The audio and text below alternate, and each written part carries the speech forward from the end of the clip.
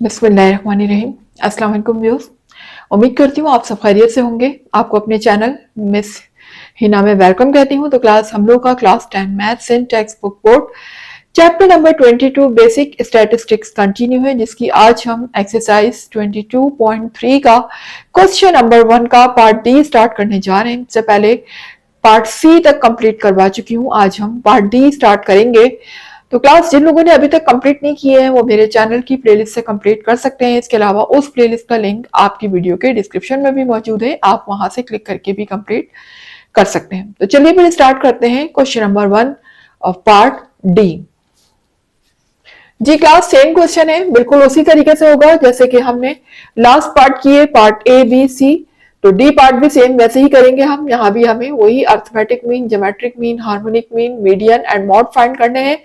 और जो डाटा हमारे पास है वो क्या है? Ungroup data. अनग्रुप डाटा है क्योंकि यहाँ पर देखें डाटा अरेंज नहीं है, डाटा की कोई फ्रीक्वेंसी वगैरह गिवन नहीं है, क्योंकि ग्रुप डाटा में फ्रीक्वेंसी होती है, डाटा जो है वो ग्रुप की फॉर्म में लिखा होता है, तो ये अनग्रुप डाटा है। तो यहाँ पर हम जितने भी फॉर्मूले यूज करेंगे अर्थमेटिक, ज्योमेट्रिक, हार्मोनिक, वो सब क्या होंगे? अनग्रुप डाटा के लिए होंगे। ठीक है, तो अनग्रुप डाटा में हम सबसे पहले फाइंड करने जा रहे हैं अर्थमेटिक मीन, जिसको हम रिप्रेजेंट एक्स बार से भी कर सकते हैं या फिर हम पूरा अर्थमेटिक मीन ए एम से भी शो कर सकते हैं, जैसा आप करना चाहें। दोनों ही तरीके आपको बता दिए हैं। तो यहाँ पर जो हम मेथड यूज कर रहे हैं मीन फाइंड करने का, वो हमारा है डायरेक्ट मेथड और you can say definition method. ठीक है, तो जब हमें कोई मेथड नहीं गिवन होता, आपको पता है हम डेफिनेशन मेथड ही यूज करते हैं। तो फाइंड कर लेते हैं यहाँ पर मीन किस तरीके से, summation of X upon N. N यहाँ पर हमारा कितना है? 12 है, काउंट कर सकते हैं 1 2 3 4 5 6 7 8 9 10 11 12। ठीक है, तो एन यहाँ पर 12 है, जबकि जब हम समीशन ऑफ एक्स का मतलब है कि जितने भी वैल्यू डाटा में मौजूद है इन सबको एडिशन, इन सबका सम हम फाइंड करेंगे। तो कर लेते हैं सबका सम। 51 प्लस 55 और इन सबको हम डिवाइड कर देंगे टोटल नंबर ऑफ डाटा, यानी डाटा में जितने भी हमारे पास टोटल नंबर है वो कितने हैं? टोटल 12 है। ठीक है, यहाँ पर 12 टोटल नंबर है, तो हम यहाँ पर डिवाइड कर देंगे इसको 12 से। तो क्लास कैलकुलेटर में जब आप इन सारी वैल्यूज को प्लस करेंगे जो ऊपर मेरी लिखी हुई है, तो प्लस करने के बाद हमारा आंसर आएगा 678। ठीक है, इन सबको प्लस करने के बाद हमें मिलेगा 678 और उसको हम डिवाइड किससे कर देंगे? 12 से। तो जब हम इसको 12 से डिवाइड करेंगे तो हमारा मीन आ जाएगा 56.5।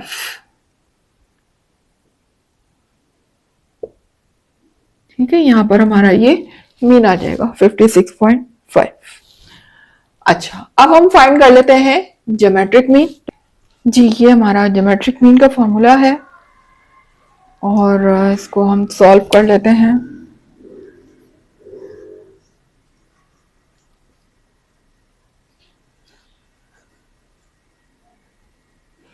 और यहां पर भी जो हम ज्योमेट्रिक मीन का फॉर्मूला यूज कर रहे हैं वो डेफिनेशन मेथड वाला है। ठीक है, तो हम सारी वैल्यूज यहाँ पर जितनी भी डाटा में मौजूद है उन सबको मल्टीप्लाई करवा देते हैं और उसकी होल पावर ले लेते हैं 1 अपॉन एन, यानी कि एन कितना है हमारे पास? 12। तो हम कर लेते हैं फिर इस तरीके से।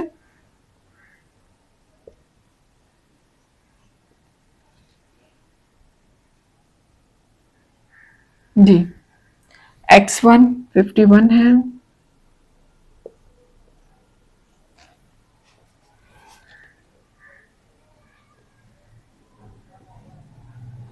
जी तो आप देख सकते हैं डाटा में जितनी भी वैल्यू थी उन सबको मैंने मल्टीप्लाई करवा दिया है। चाहे तो आप एक दफा इसको काउंट कर लिया करें ताकि आपको ये कंफर्म हो जाए कि आपने जितनी भी डाटा से वैल्यूज कॉपी की हैं वो सब राइट है, पूरी है। 1 2 3 4 5 6 7 8 9 10 11 12 टोटल 12 वैल्यू थी। 12 की 12 हमने कॉपी कर ली है, मल्टीप्लाई करवा दी है। अब जब आप कैलकुलेटर से इन तमाम वैल्यूज को मल्टीप्लाई करवाएंगे, क्योंकि क्लास वैल्यूज बहुत बड़ी बड़ी हैं, तो जाहिर है इसका आंसर भी बहुत बड़ा आएगा।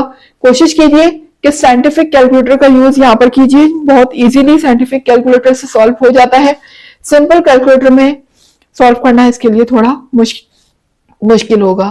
तो जब हम इन तमाम वैल्यू को मल्टीप्लाई करवाएंगे कैलकुलेटर से तो हमारा आंसर आ जाएगा 1.0225 into 10 to the power 21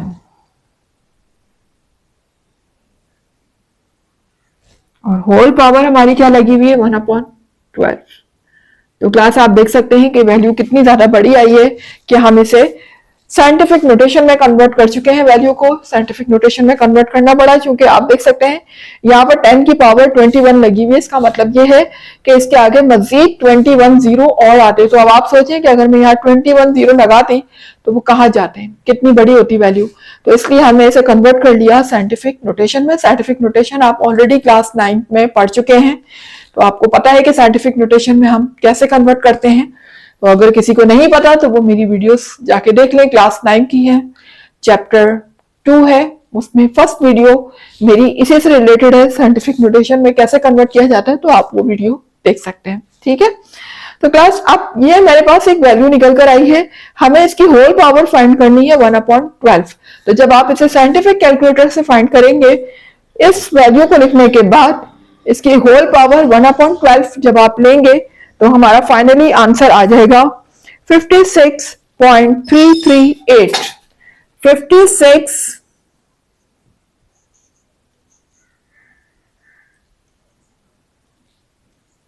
56.338।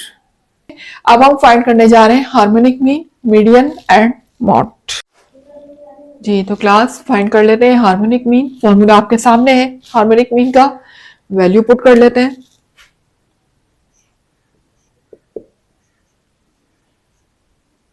Ji, numerator में हमारा n लिखा हुआ है और n total number of data आपको मालूम है कितना है, 12 है। तो हम n की प्लेस में लिख लेते हैं 12। और क्लास आपको जैसे कि मालूम है, आपको मैंने पहले भी बताया कि डिवाइड की लाइन की प्लेस में हम डिवाइड का साइन यूज करेंगे क्योंकि हमारे डिनोमिनेटर में भी फ्रैक्शंस हैं। ठीक है, तो बेहतर है कि हम डिवाइड का साइन यूज कर लें। तो यहाँ पर हम सम निकालेंगे, हर वैल्यू को 1 से डिवाइड करेंगे और उनका सम फाइंड करेंगे। तो कर लेते हैं, ब्रैकेट लगा लीजिएगा, 1/51 प्लस 1/55। जितने भी डेटा में मौजूद है वैल्यू और उनका सम भी ले लिया है, सब वैल्यू को प्लस भी कर दिया है और सबको 1 से डिवाइड भी करवा दिया है। एक दफा काउंट जरूर कर लिया करें कि जो आपने डाटा में जितनी वैल्यू कॉपी की है क्या वो काउंट करने के लिहाज से सही है, टोटल नंबर ऑफ डाटा आपका सही आ रहा है। तो 1 2 3 4 5 6 7 8 9 10 11 12। ठीक है, टोटल 12 वैल्यू हमने कॉपी की है। तो क्लास यहाँ पर जब हम हर वैल्यू को 1 से डिवाइड करवाएंगे और 1 से डिवाइड करवाने के बाद आप अलग अलग लिखेंगे, चाहे तो आप लिख लें, चाहे तो अगर आपका साइंटिफिक कैलकुलेटर है तो आप डायरेक्टली भी कर सकते हैं। तो मैं यहाँ पर डायरेक्ट कर रही हूँ क्योंकि मेरे पास साइंटिफिक कैलकुलेटर है, आप भी यूज कीजिए साइंटिफिक कैलकुलेटर का। तो हर वैल्यू को 1 से डिवाइड भी साथ करवाना है और प्लस भी करने के बाद जो हमारा फाइनली यहाँ पर वैल्यू आएगी प्लस होने के बाद तमाम वैल्यू को, वो हमारी होगी 0.2136। ठीक है, तो क्लास मैंने सारी वैल्यू को प्लस कर लिया और डिवाइड भी करवा लिया 1 बाय 1 और फाइनली हमें जो वैल्यू मिली है प्लस होने के बाद वो मेरी क्या आई है 0.2136। ठीक है, उसके बाद अब मुझे क्या करना है, यहाँ पर डिवाइड का साइन को कन्वर्ट करना है मल्टीप्लाई में। ये डिवाइड का साइन जो आपको नजर आ रहा है, अब हम इसे कन्वर्ट कर देते हैं मल्टीप्लाई में। तो ये वैल्यू रेसिप्रोकल बन जाएगी, पलट जाएगी। तो कर देते हैं, जब हम इसे मल्टीप्लाई में कन्वर्ट करेंगे तो ये वैल्यू जब रेसिप्रोकल बनेगी तो अपॉन में इसके क्या लिखा हुआ है 1 है, 1 हमारा न्यूमिनेटर हो जाएगा और ये वैल्यू हमारी डिनोमिनेटर में चली जाएगी, यानी कि 0.2136 नीचे आ जाएगा। ठीक है जी। उसके बाद 12 को हम 1 से मल्टीप्लाई कर देंगे,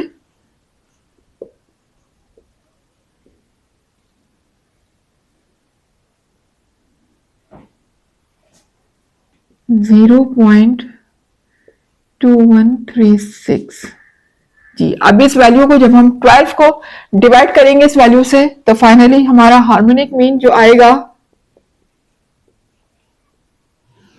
जी, कर देते हैं 12 से डिवाइड, तो हार्मोनिक मीन मेरा आएगा 56.180, 56.180।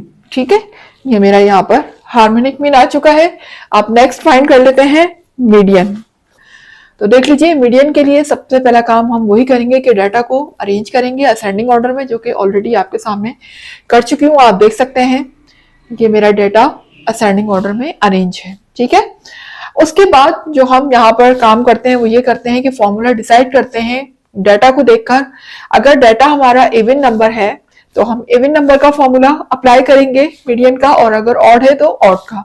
अब तक हमने जितने भी इसमें पार्ट किए वो सब ऑड नंबर के थे, डाटा हमारे पास ऑड नंबर में था, तो हम मीडियन का फॉर्मूला भी ऑड नंबर वाला ही अप्लाई कर रहे थे। लेकिन यहाँ पर जो हमारा नंबर ऑफ डाटा है वो कितना है, 12, तो ये इवन नंबर है। ठीक है, इवन नंबर के लिए जो हम मीडियन का फॉर्मूला यूज करेंगे वो होगा मीडियन इज इक्वल टू, देखें मैंने आपको मीडियन, या तो आप पूरी स्पेलिंग लिखें मीडियन की, या फिर आप इस सिंबल से इसको रिप्रेजेंट करें, एक ही बात है। ठीक है, तो क्लास इसका फॉर्मूला होता है 1/2 curly bracket n/2 th term, ठीक है, plus n/2 plus 1 bracket whole bracket th term. ठीक है, तो यहाँ पर ये वैल्यू फाइंड होंगी और वैल्यू हम फिर डाटा में से देखकर लिखेंगे। तो क्लास फाइंड कर लेते हैं फिर हम मीडियन।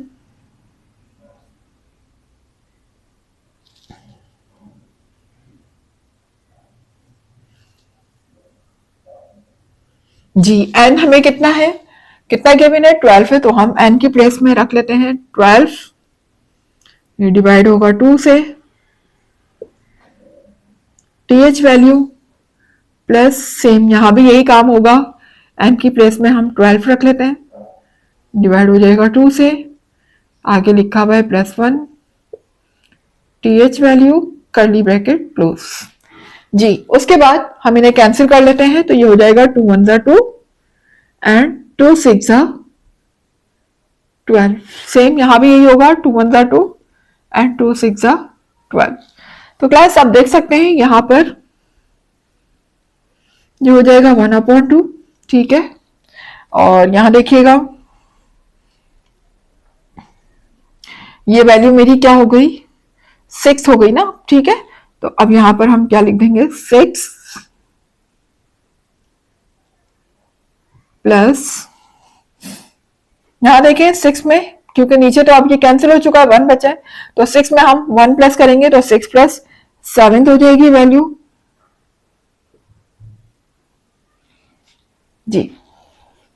तो देख सकते हैं यहां पर एक वैल्यू मेरी क्या आई है, 6 आई है, और दूसरी क्या आई है, 7 आई है। ये वैल्यूज नहीं आई है, बल्कि ये उनकी पोजीशन, ये th हमें क्या शो कर रहा है कि हमें डाटा में वो पोजीशन देखनी है कि 6 पोजीशन पे हमारी क्या वैल्यू लिखी हुई है और 7 पोजीशन पे हमारी क्या वैल्यू लिखी हुई है। तो देख लेते हैं डाटा में 1 2 3 4 5 6 पोजीशन पे हमारी 55 है,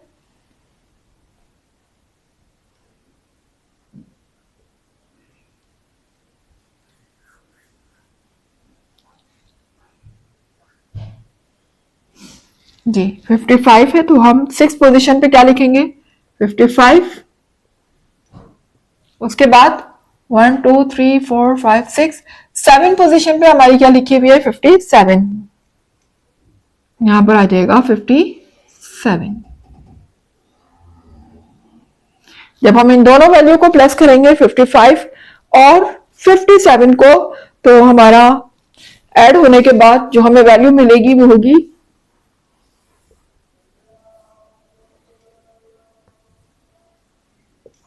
112। ठीक है, अब हम इसे कैंसिल कर लेते हैं 2 से, क्योंकि 2 यहाँ पर डिवाइड हो रहा है।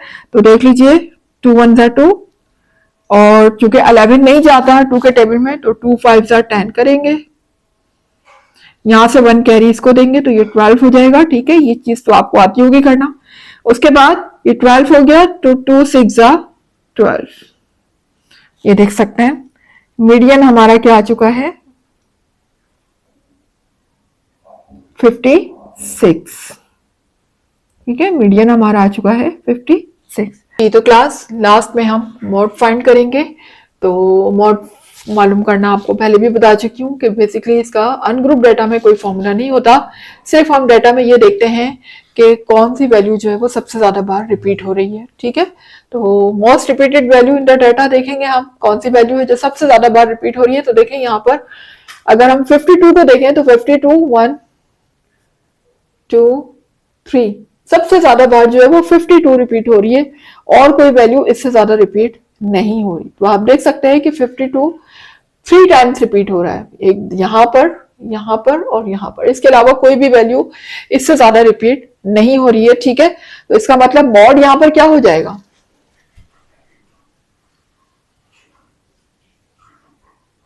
ठीक है, मॉड यहाँ पर हो जाएगा 52।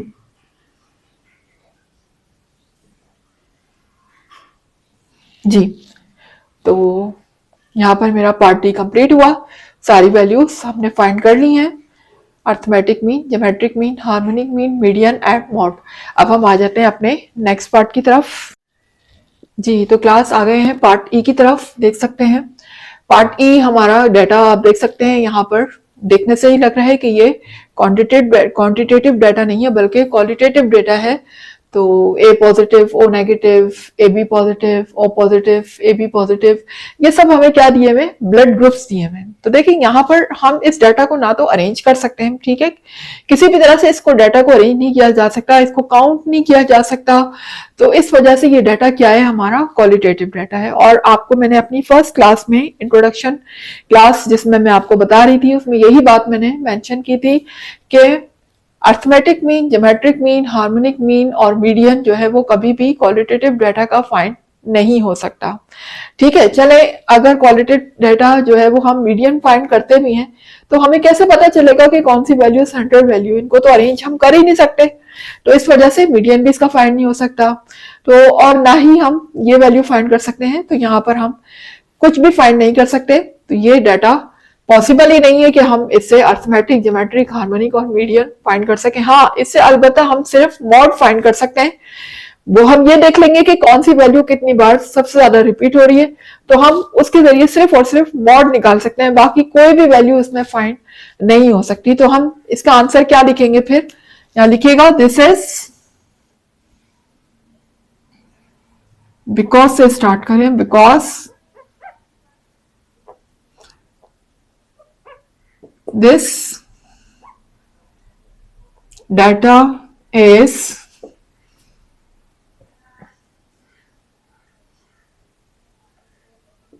qualitative data,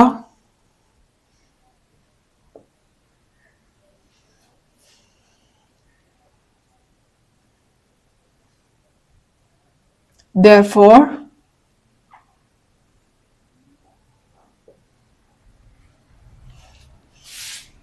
arithmetic mean, comma, geometric mean, comma, harmonic mean and medians are not possible.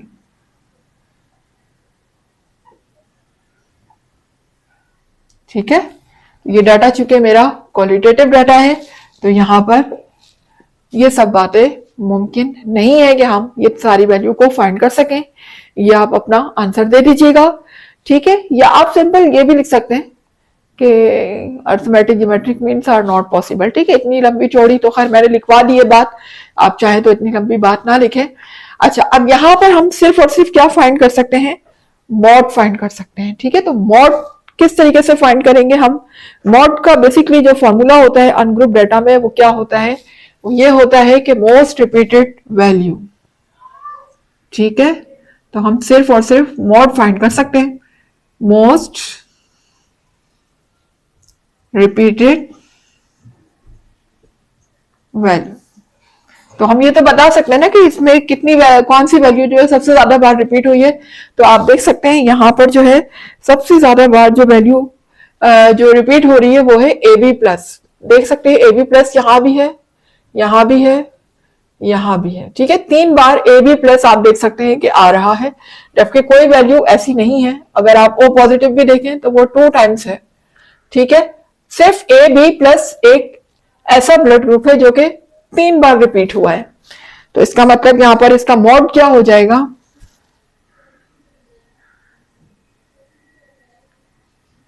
A B plus. ठीक है, सिर्फ इसका मॉड ही पॉसिबल था, वही आपके सामने हमने निकाल के दिखा दिया है। That is over answer. जी तो क्लास अब हम आ जाते हैं अपने नेक्स्ट पार्ट की तरफ। जी तो क्लास आ गए हैं पार्ट एफ की तरफ। तो पार्ट एफ देखिएगा, ये भी आप देख सकते हैं कि डाटा हमारा जो है वो क्वालिटेटिव डाटा है, क्वांटिटेटिव नहीं है। हम इनको काउंट नहीं कर सकते, इनको अरेंज नहीं कर सकते। इसका मतलब ये हमारा क्वालिटेटिव डाटा है। और सेम वही रीजन हम यहाँ भी लिखेंगे जो हमने पार्ट ई में लिखी। ठीक है, तो पार्ट ई में भी ऐसा ही था, क्वालिटेटिव डाटा, और पार्ट एफ भी क्वालिटेटिव डाटा है। तो वही रीजन हम यहाँ भी लिख देंगे कि because this data is qualitative data, therefore arithmetic mean, geometric mean, harmonic mean and median are not possible. ऐसे क्वालिटेटिव डाटा का सिर्फ और सिर्फ क्या मुमकिन होता है, मॉड मुमकिन होता है। सिर्फ और सिर्फ हम उससे मॉड निकाल सकते हैं, क्योंकि मॉड तो सिर्फ ये बताता है ना कि कौन सी वैल्यू सबसे ज्यादा बार रिपीट हुई है। तो आप देख सकते हैं यहाँ पर रिपीट भी कोई वैल्यू नहीं हो रही है, सब 1 टाइम ही लिखा हुआ है, नॉर्थ साउथ ईस्ट वेस्ट, कोई वैल्यू भी रिपीट नहीं हो रही है। तो यहाँ पर मॉड भी मेरा क्या हो जाएगा, नॉन मॉडल। ठीक है, तो मॉड की वैल्यू मेरी क्या आ जाएगी, नॉन मॉडल। जब कोई वैल्यू रिपीट नहीं होती तो उसे हम क्या कहते हैं, नॉन मॉडल। या सिंपल आप भी कह सकते हैं कि यहां पर मॉड हमारा 0 है। That is over answer. जी तो अब आ जाते हैं अपने नेक्स्ट पार्ट और लास्ट पार्ट की तरफ। जी तो क्लास आ गए हैं क्वेश्चन नंबर 1 के पार्ट जी की तरफ। तो पार्ट जी में देख सकते हैं ये डाटा भी हमारा वैसे तो क्वालिटेटिव डाटा है, लेकिन आपकी बुक में क्वालिटेटिव डाटा को पहले कन्वर्ट किया है क्वांटिटेटिव डाटा में, उसके बाद जो है उसको सॉल्व किया है, यानी जबरदस्ती उसको क्वालिटेटिव को क्वांटिटेटिव बनाया है और उसके बाद उसके अर्थमेटिक, ज्योमेट्रिक, हार्मोनिक मीन जो है वो फाइंड किए हैं। तो बना लेते हैं। वैसे इस तरह का क्वेश्चन कभी एग्जाम में नहीं आता है class, it is not important question, क्योंकि जाहिर है कि इसको क्वालिटेटिव को क्वांटिटेटिव में बनाना ये सब उलझन है। तो इसमें जाहिर है कि इस तरह का क्वेश्चन एग्जाम में नहीं आता, लेकिन जो कि आपकी बुक में दिया हुआ है और आपको आना चाहिए, इसलिए देख लीजिए किस तरीके से सॉल्व होगा। तो क्लास यहाँ पर देखें हमारे पास सारे ग्रेड्स दिए हैं, बी प्लस, फेल, ए प्लस है, कहीं ए नेगेटिव है। तो ये जो है ग्रेड्स जो है ये किस में आते हैं, क्वालिटेटिव डाटा में आते हैं। क्वालिटी है, इसको हम अरेंज भी नहीं कर सकते और इनकी हम नंबरिंग भी नहीं कर सकते। तो ऐसी सूरत में फिर हम ये करते हैं क्लास, हम अपनी प्रेफरेंस के लिहाज से खुद से सपोजिशन कर लेते हैं। मतलब जाहिर है कि अगर हम ग्रेड को प्रेफर करें तो सबसे ज्यादा हम जो प्रेफर करते हैं ग्रेड वो किसको करते हैं, ए प्लस को।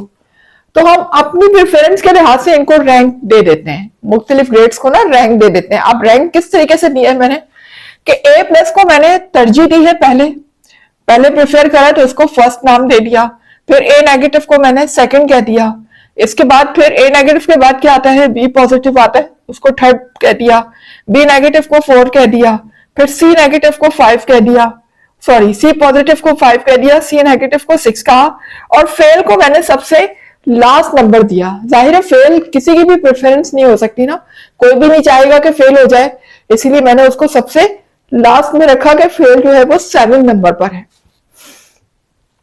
अब मुझे क्या करना है, अपने डाटा को जो मैंने सपोजिशन की है उसके हिसाब से डाटा को दोबारा से लिखना है।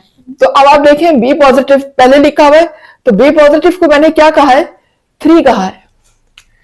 यहां पर उसी के हिसाब से जो मैंने सपोजिशन की है वैल्यू को हम पुट करते जाएंगे। उसके बाद फेल है, फेल को क्या कहा है, 7 है, यहां पर हम 7 रख लेंगे। फिर बी पॉजिटिव को हमने 3 कहा है तो यहां पर 3 आ जाएगा। इसके अलावा फिर ए प्लस है, ए प्लस को हमने कहा है 1। फिर उसके बाद ए नेगेटिव है, ए नेगेटिव को हम 2 कह रहे हैं। उसके बाद सी प्लस किसके इक्वल है, 5 के। फिर बी प्लस है, बी प्लस 3 के इक्वल है। फिर ए नेगेटिव है, ए नेगेटिव 2 के इक्वल है। उम्मीद है कि आपको समझ आ रहा होगा। यानी हम डाटा को जो है वो क्वालिटेटिव से किस में कन्वर्ट कर रहे हैं, क्वांटिटेटिव में, ताकि हम easily arithmetic mean, geometric mean, harmonic mean, median and mod find कर सकें। जी, उसके बाद कहां तक लिख लिया था हम लोगों ने, ए नेगेटिव तक लिख लिया था 2, ठीक है। अब आ जाते हैं बी नेगेटिव। बी नेगेटिव क्या है, 4 है। फिर फेल आ जाता है, फेल क्या है, 7 है, ठीक है। उसके बाद फिर ए नेगेटिव 2 है, बी पॉजिटिव मेरा 3 है। फिर सी नेगेटिव क्या है, 6 है। इस तरीके से आप देख सकते हैं कि हमने डाटा को किस में कन्वर्ट कर लिया है, क्वांटिटेटिव में। अच्छा, अब चाहे तो आप इनको काउंट कर लें दोबारा से कि आपने सारी वैल्यू रखी है या नहीं। तो देखिए यहां पर जो मेरे पास टोटल नंबर ऑफ डाटा थे वो कितने थे, 1 2 3 4 5 6 7 8 9 10 11 12 13। नीचे नंबर देख लें, ये भी 13 होने चाहिए। 1 2 3 4 5 6 7 8 9 10 11 12 13। तो आप देख सकते हैं कि सारी वैल्यू हमने पुट कर ली। अब आप देख सकते हैं कि ये डाटा जो है वो किसमें कन्वर्ट हो चुका है, क्वांटिटेटिव डाटा में कन्वर्ट हो चुका है। तो अब हम इनके वन बाय वन तमाम ये जो हमें गिवन है फाइंड, जो हमें मालूम करने हैं, अरिथमेटिक मीन, ज्योमेट्रिक मीन, ये सब फाइंड कर लेते हैं। तो पहले हम फाइंड करने जा रहे हैं अरिथमेटिक मीन। अरिथमेटिक के लिए हम अपना वही फॉर्मूला यूज करेंगे, बाय डेफिनेशन मेथड, और you can see the direct method. तो डायरेक्ट मेथड वाला हमने यहाँ पर फॉर्मूला अप्लाई किया और अब हम समीशन ऑफ एक्स फाइंड कर लेते हैं। समीशन ऑफ एक्स का मतलब है कि डाटा में जितनी भी वैल्यू है उन सबका सम। तो लिख लेते हैं 3 प्लस 7 प्लस 3 अपॉन में n लिखा हुआ है। तो n यहां पर किसके इक्वल है, n हमने जब काउंट किए थे तो टोटल नंबर ऑफ डाटा कितने आ रहे थे, 13 आ रहे थे। तो मैं यहां ब्रैकेट में लिख देती हूं कि n जो है वो 13 के इक्वल है, ठीक है जी। अब हम यहां n के प्लेस में क्या लिखेंगे, 13।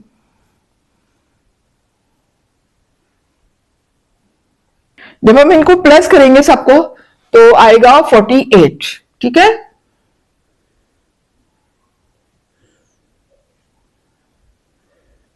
जी, तमाम वैल्यू को प्लस करने के बाद हमारी जो वैल्यू आई है वो आई है 48, और 48 किससे डिवाइड हो रहा है, 13 से, ठीक है। जब हम 48 को 13 से डिवाइड करेंगे तो हमारा आंसर आएगा 3.69।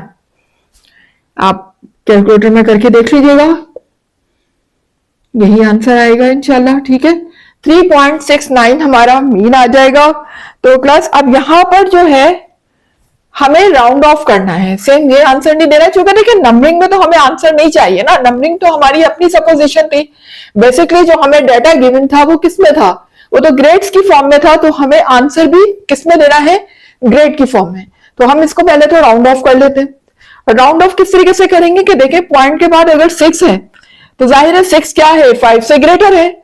मुझे यहाँ पर पॉइंट के बाद वाली तमाम वैल्यू को क्या करना है, रिमूव करना है, हटाना है, राउंड ऑफ करना है। तो फिर उसके लिए मैं क्या करूंगी, 3 में 1 प्लस कर दूंगी। 1 प्लस करने के बाद पॉइंट के बाद जितनी भी वैल्यू होंगी वो सब डिलीट हो जाएंगी, सब रिमूव हो जाएंगी, ठीक है। क्यों मैं प्लस करूंगी, क्योंकि पॉइंट के बाद जो मेरे पास वैल्यू लिखी हुई है वो 5 से ग्रेटर है। अगर ये 5 से कम होती तो फिर हम इनको वैसे ही रिमूव कर देते, 3 में कोई भी नंबर प्लस नहीं होता। लेकिन चूंकि ये 5 से ग्रेटर है वैल्यू, तो इसमें 1 प्लस करने के बाद ये वैल्यू क्या हो जाएंगी, रिमूव हो जाएंगी। That is called the round off. जी, तो 3.6 को जब हम राउंड ऑफ करेंगे तो ये ऑलमोस्ट इसके इक्वल हो जाएगा 4 के इक्वल हो जाएगा। ठीक है, ऑलमोस्ट लिखना है क्योंकि तकरीबन पूरा एग्जैक्ट वैल्यू 4 नहीं आ रही है, ऑलमोस्ट 4 के इक्वल हो जाएगा। ठीक है, अब मीन हमारा 4 नहीं होगा, बल्कि 4 हमने किसके इक्वल सपोज किया था, बी नेगेटिव के इक्वल सपोज किया था, तो मीन हमारा क्या आ जाएगा, बी नेगेटिव। ठीक है, ये हमारा मीन आ गया। तो क्लास लेकिन आपकी बुक में आंसर बी नेगेटिव नहीं आ रहा, बी पॉजिटिव आ रहा है, तो दैट इज रॉन्ग, वो आंसर आपका रॉन्ग है, आंसर बी नेगेटिव ही आएगा। तो यहां पर हमने मीन फाइंड कर लिया है।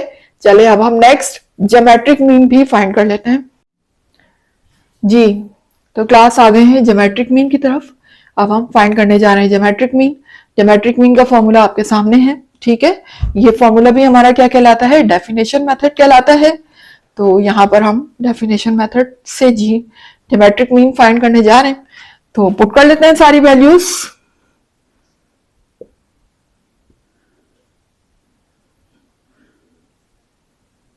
जी, अब यहां पर हर वैल्यू क्या हो रही है, मल्टीप्लाई होंगी। ठीक है, तो मल्टीप्लाई के लिए हम तमाम वैल्यू को लिख लेते हैं। यहां पर पहले x1 यानी कि 3 है जी, देख सकते हैं तमाम जितनी भी वैल्यू जो है वो गिवन थी डेटा में, वो सब मैंने मल्टीप्लाई करवा दी हैं। और यहाँ पर जो 1/n लिखा हुआ था, आपको पता है कि n किसके इक्वल था,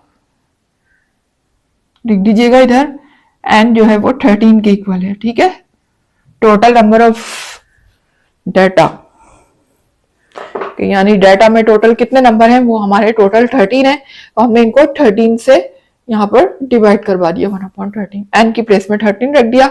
अब यहाँ पर हम इन सबको वैल्यू को जब मल्टीप्लाई करवाएंगे कैलकुलेटर से, तो हमारा आंसर आएगा 3810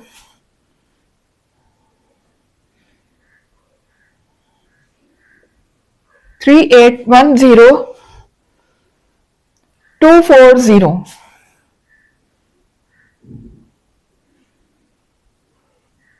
ठीक है, 240 और होल पावर इसकी क्या है, 1/13। ठीक है, अब जब हम इसे साइंटिफिक कैलकुलेटर में वैल्यू को लिखेंगे और इसकी होल पावर 1/13 लेंगे, तो हमारा आंसर आ जाएगा फाइनली 3.208। अब यहां पर आप देख सकते हैं कि जो हमारा ज्योमेट्रिक मीन आ रहे हैं, हम एज इट इज इसको आंसर नहीं देंगे। हमारा आंसर किस में होना चाहिए, ग्रेड्स की फॉर्म में होना चाहिए। तो ग्रेड की फॉर्म में लाने के लिए सबसे पहले तो हमें इसको राउंड ऑफ करना पड़ेगा। तो राउंड ऑफ किस तरीके से करेंगे, देखें यहां पर अब पॉइंट के बाद 2 है, जाहिर है ये 5 से लेस है वैल्यू पॉइंट के बाद, तो अब यहां पर ये वैसे ही रिमूव हो जाएगा। अगर 0.55 से ग्रेटर होता है या 5 होता तो फिर इसमें 1 प्लस करने के बाद रिमूव होता, लेकिन चूंकि ये 5 से लेस है तो ये वैसे ही रिमूव हो जाएगा। और यहां पर ऑलमोस्ट ये किसके इक्वल हो जाएगा, 3 के इक्वल हो जाएगा। ठीक है, ये हमने राउंड ऑफ कर दिया, 3 आ गई वैल्यू।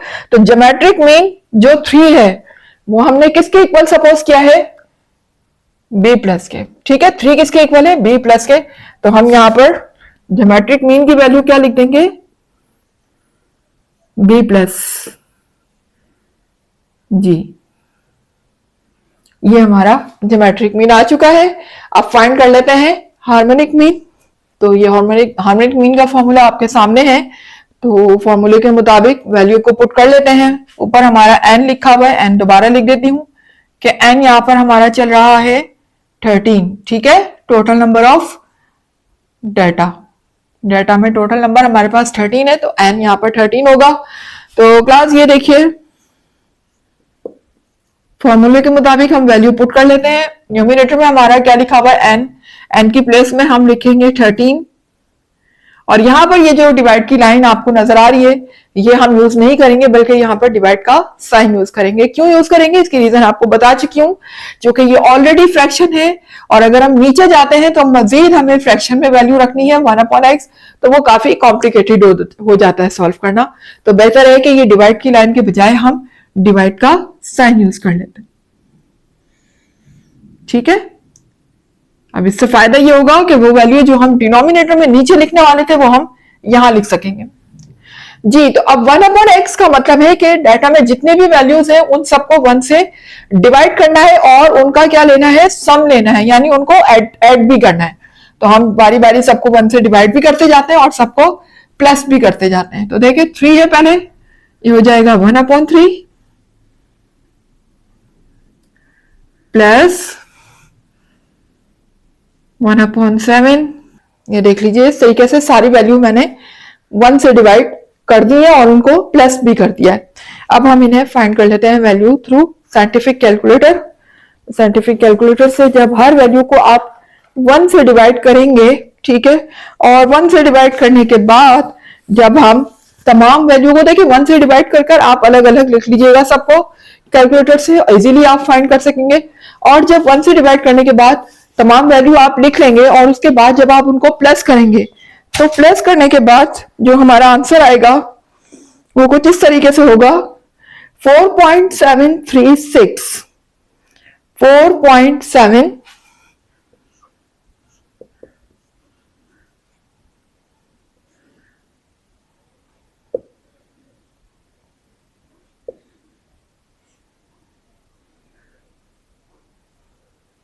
ठीक है, 4.736। उसके बाद अब हम इस डिवाइड को किस में कन्वर्ट कर लेंगे, मल्टीप्लाई में।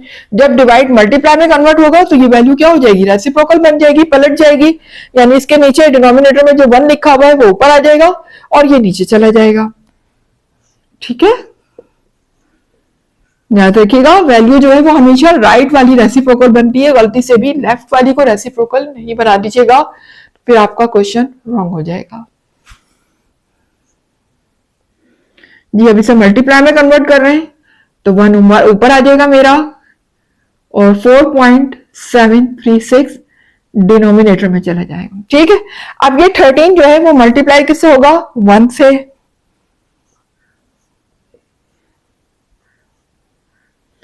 13 को जब हम 1 से मल्टीप्लाई करेंगे तो 13 हो जाएगा, अपॉन में लिखा हुआ है 4.736। ठीक है, अब हम 13 को जब 4.736 से डिवाइड करेंगे थ्रू कैलकुलेटर तो हमारा हार्मोनिक निकल कर आएगा 2.745। 2.745। ठीक है, थोड़ा बहुत पॉइंट का आगे पीछे हो सकता है क्लास, तो उससे आप परेशान नहीं हुआ करें, क्योंकि जाहिर है कि हम थोड़ा वैल्यू को कम करके भी ले रहे होते हैं पॉइंट्स के बाद।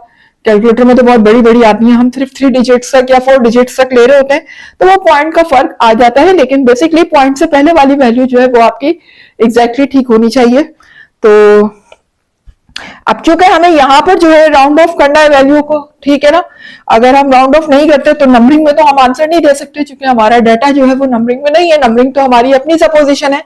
ऐसी सूरत में हम राउंड ऑफ करेंगे इसको, तो राउंड ऑफ किस तरह से करेंगे, देखिए 2 के बाद क्या लिखा हुआ है 0.7। अब अगर मुझे पॉइंट्स के बाद की वैल्यू को सबको हटाना है, राउंड ऑफ करना है, तो मैं ये देखूंगी कि ये वैल्यू जो पॉइंट के बाद लिखी हुई है क्या ये 5 से ग्रेटर है। अगर तो ये 5 से ग्रेटर है तो इस वाली वैल्यू में होल नंबर में 1 प्लस करने के बाद ये रिमूव हो जाएगी। हाँ बिल्कुल, आप देख सकते हैं 7 जो है वो 5 से ग्रेटर है, तो इसमें 1 प्लस करेगी, यानी 2 क्या बन जाएगा, अब 3 बन जाएगा। ठीक है, 2 मेरे पास 3 हो गया, 1 प्लस हो गया इसके अंदर, और पॉइंट के बाद जितनी वैल्यू है वो सब रिमूव हो गई। अब आप यहां देखें कि 3 जो है वो हमारी क्या था, 3 किसके इक्वल था, b प्लस के इक्वल है। ठीक है, तो हार्मोनिक मीन हमारा क्या आ जाएगा,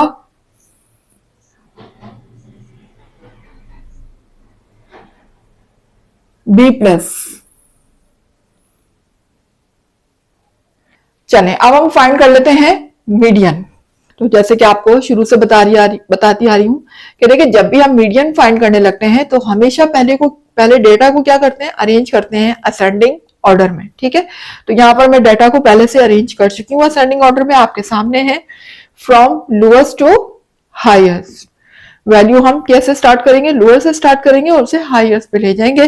तो क्लास ये डाटा हमारा अरेंज है। अब हमें फाइंड करना है मीडियन। तो मीडियन फाइंड करने के बेसिकली हमारे पास दो तरह के फॉर्मूले होते हैं। एक ऑड नंबर के लिए होता है जब हमारा डाटा ऑड नंबर में हो, और एक होता है इवन नंबर के लिए जब हमारा डाटा इवन नंबर में हो। तो यहाँ पर n क्या है हमारा, यानी number of total number of data हमारा 13 है। तो ये 13 क्या है, एक ऑड नंबर है। तो हम यहाँ पर फॉर्मूला भी ऑड नंबर के लिहाज से ही यूज करेंगे मीडियन का। तो मीडियन का ऑड नंबर का जो फॉर्मूला है वो है n+1/2 th वैल्यू। ठीक है, तो अब हम फाइंड कर लेते हैं।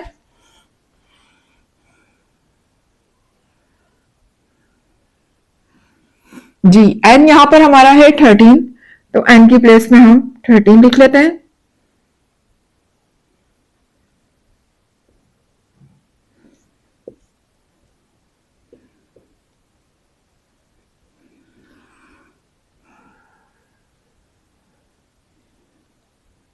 थर्टीन प्लस 1 मेरा हो जाएगा 14, 14/2।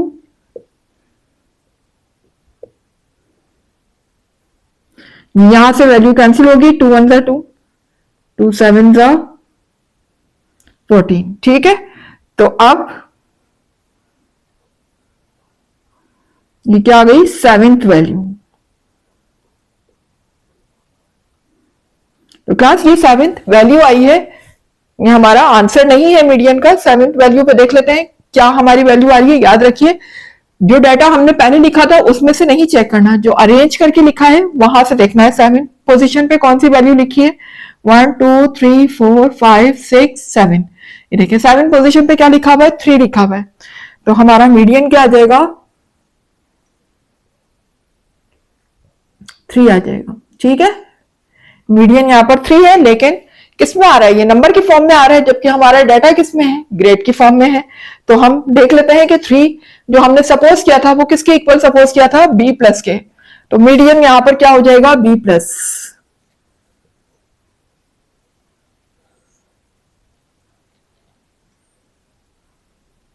जी, तो मीडियन फाइंड कर चुके हैं आपके सामने। अब हम लास्ट फाइंड कर लेते हैं मॉड। तो मॉड का फॉर्मूला आपके सामने है, most repeated value in data. ठीक है, सबसे ज्यादा रिपीट होने वाली जो भी वैल्यू होगी डाटा में वही हमारा मॉड होगा।